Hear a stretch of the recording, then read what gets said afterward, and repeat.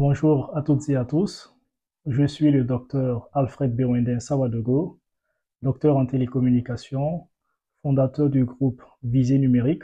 Il s'agit d'un groupe qui œuvre dans l'orientation et la formation des jeunes, notamment dans les métiers télécom et informatique, aussi bien en France qu'en Afrique. C'est un plaisir pour moi de vous retrouver sur cette chaîne Afrique et Savoir, où nous parlons donc sciences, technologie, éducation, politique, gouvernance et j'en passe. Je suis auteur, j'ai eu l'occasion d'écrire plusieurs livres, j'ai eu l'occasion et le bonheur d'animer des conférences, j'ai eu l'occasion d'écrire des articles, je suis passé sur des plateaux télé, radio pour échanger, pour discuter justement sur tout ce qui concerne l'Afrique, la jeunesse, la diaspora et j'en passe. Et maintenant, j'ai décidé donc d'échanger voilà sur ce nouveau format donc qui va consister à échanger donc des idées autour de cette plateforme YouTube. L'idée étant de mettre en avant des auteurs, des livres, des réflexions qui éclairent la trajectoire de l'Afrique. Et ce que nous allons nous atteler à faire, bien sûr, c'est de décortiquer donc les dynamiques africaines, c'est de vous aider à comprendre les dynamiques africaines. Et à partir de là, chacun peut envisager des idées, envisager des actions en vue de contribuer donc au développement du continent. Aujourd'hui, nous allons aller à la découverte d'un auteur togolais.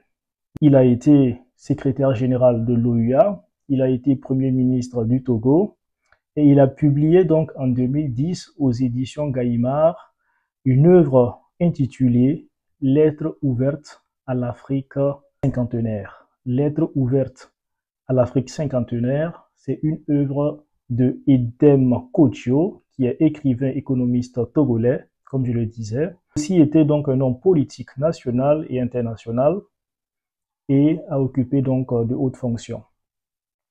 Alors, dans ce livre, Edem Kodjo parle de l'Afrique, comme son nom l'indique, c'est une lettre ouverte à l'Afrique. Et lorsque je l'ai parcouru, j'ai été accroché par le style du livre. C'est un livre en fait qui est écrit comme un poème, mis donc à parler à l'Afrique en tant que mère, en tant que personne.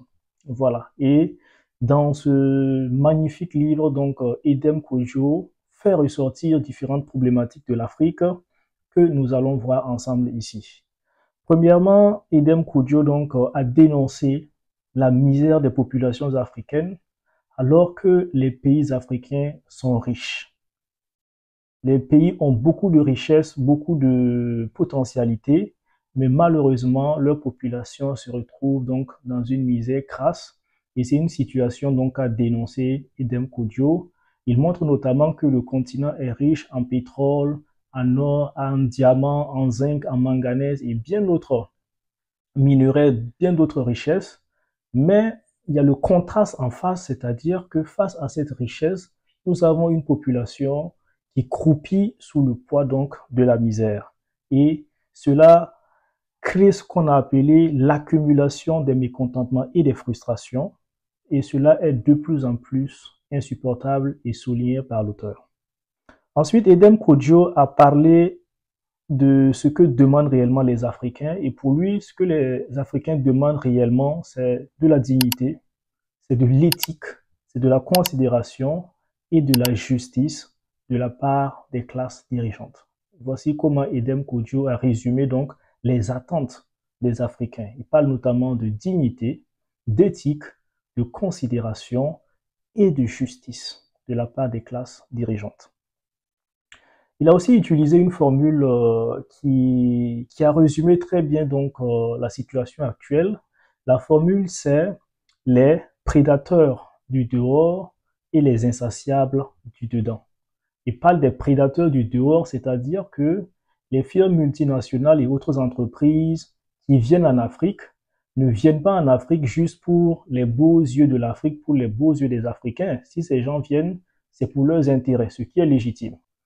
Et à côté de ces gens maintenant, Edem Kodjo parle des insatiables du dedans. Les insatiables du dedans, ce sont donc des responsables africains qui vont malheureusement signer des contrats qui n'arrangent pas l'Afrique, qui vont être même souvent en complicité avec des firmes multinationales ou des entreprises pour brader des ressources africaines, pour piller des ressources africaines, pour exploiter de façon injuste des ressources africaines. Et c'est ce que donc Edem Kodjo appelle les insatiables du dedans. Pour dire que les prédateurs du dehors ne peuvent rien faire s'il n'y a pas des insatiables du dedans qui vont prêter le flanc justement à la prédation donc des ressources africaines.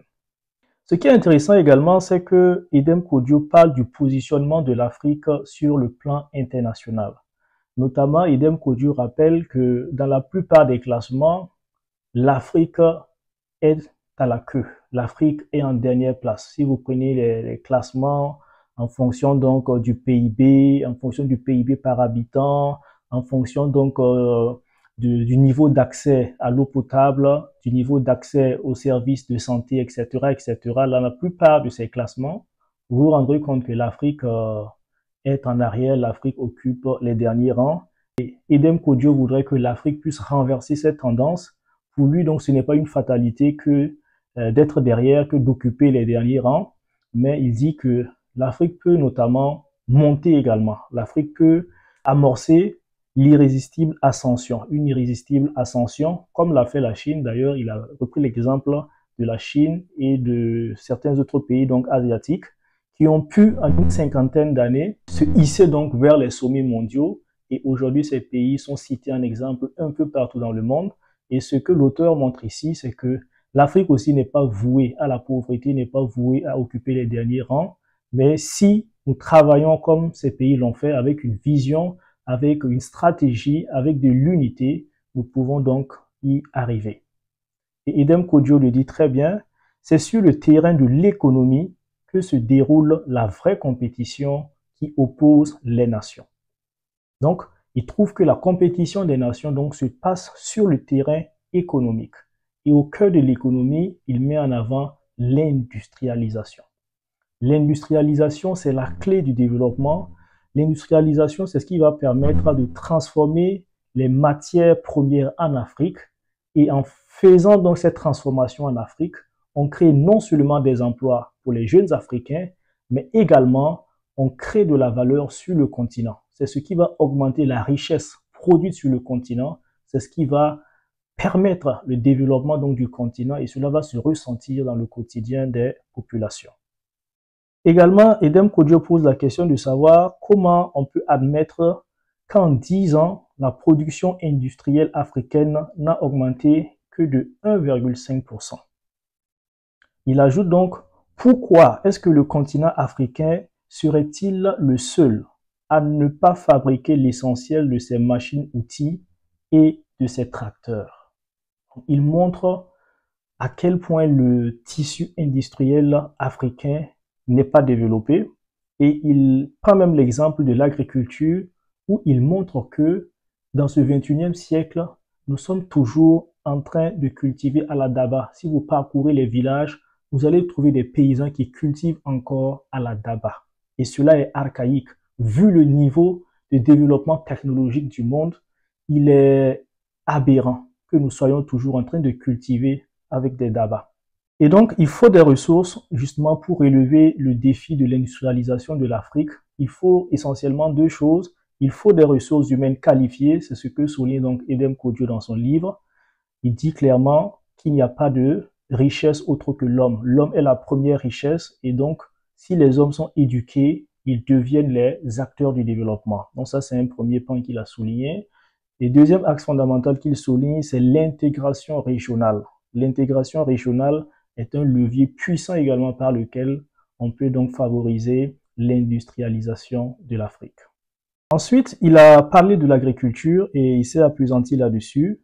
Il montrait que l'agriculture africaine balance entre le chaos et la pénurie. Entre le chaos et la pénurie, et la conséquence c'est que toutes les 6 secondes, il y a un enfant qui meurt de faim en Afrique. Chaque 6 secondes, il y a un enfant qui meurt de faim en Afrique. Tout simplement parce que la production agricole n'est pas suffisante pour nourrir tout le monde. Pour relever le défi au niveau de l'agriculture, donc, Edem Kodjo propose quelques solutions. Il propose notamment la mécanisation. Voilà. Il est inadmissible qu'en ce monde technologiquement développé, nous soyons toujours en train de cultiver avec des dabas. Donc, il faut la mécanisation. Il faut faire évoluer les techniques de production. Il faut également définir de nouvelles politiques de fixation des prix. Il faut également travailler à l'amélioration de l'accès au crédit en milieu rural, développer les routes pour faciliter le transport des produits agricoles. Il souligne également qu'il faut augmenter les budgets alloués à l'agriculture, ne pas brader les terres arables aux firmes multinationales et également sauvegarder les forêts. Et pour montrer qu'il est possible de révolutionner l'agriculture, il a pris l'exemple du Malawi qui, en une année, tenez-vous bien, en une année, est passé d'un pays importateur de produits agricoles à un pays exportateur de produits agricoles. En une année, le Malawi a réussi cette prouesse et donc Edem Kodjo part de cet exemple pour montrer que cela peut être fait pour l'ensemble des pays africains. Sur la question du financement des économies africaines, qui est un point majeur également, Edem Kodjo trouve que l'Afrique ne manque pas d'argent. L'argent ne manque pas en Afrique. Il en veut pour exemple notamment l'argent qui est dépensé dans l'armement pour entretenir des guerres tribales, par exemple, et ça coûte des milliards de dollars. Il parle également des droits de douane qui sont souvent mal perçus ou bien qui échappent donc à l'État pour une raison ou une autre. L'auteur également attire notre attention sur souvent l'illusion des taux de croissance parce que vous allez beaucoup entendre les gens vanter, dire que tel pays africain a un taux de croissance de 10%, un taux de croissance de 7%. Il ne faut pas tomber dans le piège, notamment parce qu'il faut mettre en relation la croissance économique avec le taux de croissance démographique. C'est-à-dire que si vous faites un taux de croissance de 3% et que votre population aussi croît à un rythme de 3%, en réalité, c'est comme si vous n'avez pas fait de croissance. Donc, il ne faut pas se limiter juste à se dire on fait un taux de croissance de 5% et puis s'en féliciter, mais ayez toujours le réflexe de mettre en rapport la croissance économique avec donc le taux de croissance démographique.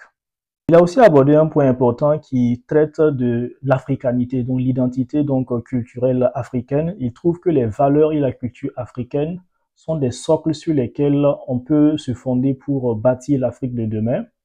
De ce que j'ai tiré donc de la lecture de ce livre, il y a 3 choses importantes pour que l'Afrique aille dans la bonne direction. Premièrement, il cite la bonne gouvernance et l'état de droit. Par état de droit, donc, il entend le respect des droits humains, mettre fin aux disparitions forcées, aux déportations, persécution des opposants politiques, les fraudes électorales, les coups de force, etc. Deuxième élément, la confiance en soi. Edem Kodjo appelle les Africains donc à avoir confiance en eux-mêmes, à développer la confiance en eux-mêmes. Et troisièmement, l'amour du continent. Aimer son continent, aimer son pays.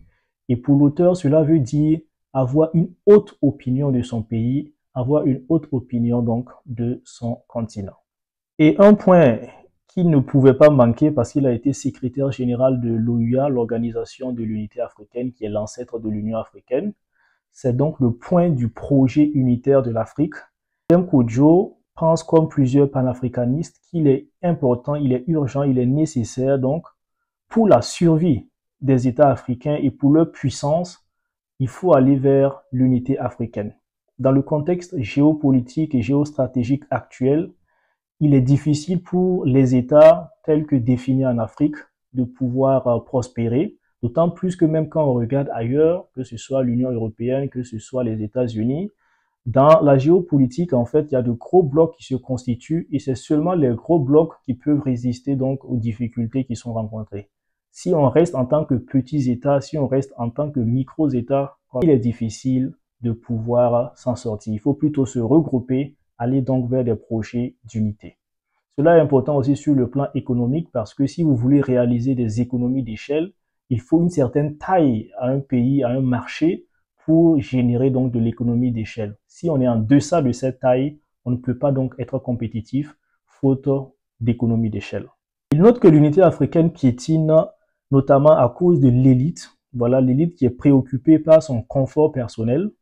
Également, il note que la compétition entre les communautés économiques régionales et l'Union africaine sont aussi des handicaps. Il appelle les Africains donc à la responsabilité et c'est ce par quoi donc je vais terminer cette vidéo. Il nous appelle à la responsabilité en dépit donc des torts que nous avons subis, en dépit donc de notre histoire qui a été difficile, en pensant donc à l'esclavage, en pensant à la colonisation. Nous revenons de loin, nous avons fait face à des défis immenses, mais malgré tout cela, Edem Kodjo nous appelle à la responsabilité. Il dit donc qu'il ne faut pas se victimiser, il ne faut pas rester là pour se morfondre, pour se lamenter, mais il faut plutôt avoir une attitude proactive, une attitude positive, tournée vers l'avenir. Et je vais me permettre de vous lire ce petit passage pour donc vous illustrer cette partie. Voici ce qu'il dit. Oui, l'heure de nous-mêmes a sonné. Nous devons avoir une vision claire du but que nous poursuivons, développer nos peuples par nos peuples. Et c'est cela le vrai développement. Renforcer la capacité de l'Afrique dans le monde et affirmer l'Africain, sa spécificité, son originalité partout dans l'univers. Nous devons rassembler tous nos moyens, notre intelligence, notre volonté, notre adresse pour l'accomplissement de ce noble destin. Adieu les combinaisons des autres, les rafistolages des autres. Halte aux manipulations dont nous sommes victimes parce que nous y prêtons le flanc. Nous devons assumer. Chaque fois qu'un conseil extérieur nous conduit à mal faire, nous sommes coupables et nous devons assumer. Chaque fois qu'une manipulation nous pousse à la faute, nous sommes coupables, nous devons assumer. Chaque fois que nous opérons un choix qui se révèle peu conforme aux intérêts supérieurs de la mère Afrique, nous sommes coupables, nous devons assumer. L'heure qui a sonné est aussi celle de la parfaite revendication de nos actes et de leurs effets par nous-mêmes. Nous sommes responsables parce que nous sommes capables. Fini les atermoiements, les hésitations, les compromissions que nous étalons à la face du monde pour pouvoir ensuite mieux accuser le monde. Fini les soumissions secrètes, les stipulations pour autrui volontairement consenties, puis plus tard dénoncées. Fini les déshonneurs, toutes sortes de perversions que l'on prétend expliquer par la main étrangère et qui confinent à la trahison. Nous sommes majeurs. Jubilaires, vous êtes majeurs. Le continent est majeur et il doit se déprendre éperdument des volontés étrangères, des pressions étrangères, des immixtions, des concepts imposés de l'extérieur. L'histoire nous a certes maltraités, malmenés, nous le savons. Nous devons toujours y penser sans en devenir victimes. La traite négrière, le crime de l'esclavage, les abus de l'impérialisme, les méfaits du colonialisme sont des réalités incontournables qu'aucun homme intelligent ne saurait nier. Je récuse tout bilan, bon ou mauvais. Je vis avec, je n'oublie rien. Mieux je dénonce tous ces travers, mais je regarde vers l'avenir. Nous sommes au terme de cette vidéo. Nous sommes allés donc à la découverte du livre intéressant, Lettre ouverte à l'Afrique cinquantenaire, donc de Edem Kodjo. Vous pouvez donc lire le livre et donc me faire des feedbacks. Nous pourrons en discuter plus largement parce que le livre souligne des points éminemment importants. Pour finir, j'aimerais lancer donc un appel. Si vous êtes dans la diaspora, que vous soyez un Africain ou un ami de l'Afrique, et si vous avez envie, en tant que particulier ou en tant qu'organisation, de soutenir l'éducation et la science en Afrique, je vous invite à me contacter inbox. Vous pouvez donc remplir le formulaire que vous allez trouver en bas dans la description de la vidéo. Contactez-moi pour apporter donc votre contribution à l'éducation et à la science en Afrique. Il faut dire malheureusement qu'à ce jour encore, en dépit des efforts qui sont consentis, il y a des enfants en Afrique qui sont renvoyés de l'école, tout simplement parce qu'ils n'ont pas payé les frais de scolarité. Il y a des écoles qui manquent de livres, de manuels scolaires, de cantines. Et votre contribution peut aider à faire quelque chose. Sur le plan scientifique, il faut dire aussi qu'en Afrique, il y a de talentueux scientifiques qui n'attendent que des partenariats pour mettre à profit leur génie au service de la résolution de problématiques mondiales telles que la transition énergétique, la transition écologique, le développement durable et j'en passe. Investir dans la science et l'éducation en Afrique, pour moi, c'est le pari gagnant. C'est un pari gagnant, non seulement pour l'Afrique, mais pour le monde entier.